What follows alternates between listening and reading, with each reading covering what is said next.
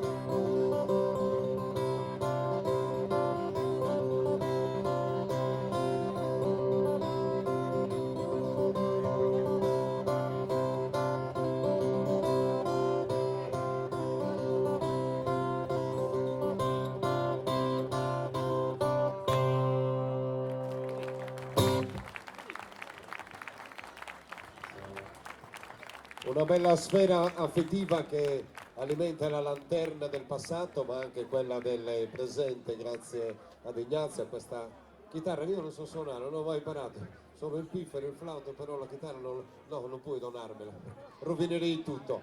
Vi fate un applauso anche alla coppia, bella coppia di Senis, grazie. Se arriva Pietro, facciamo pergamena come nostro solito. Allora, grazie ancora. Salutatevi a Solo, salutatevi gli amici di Senis, va bene? Viva la vita anche per voi.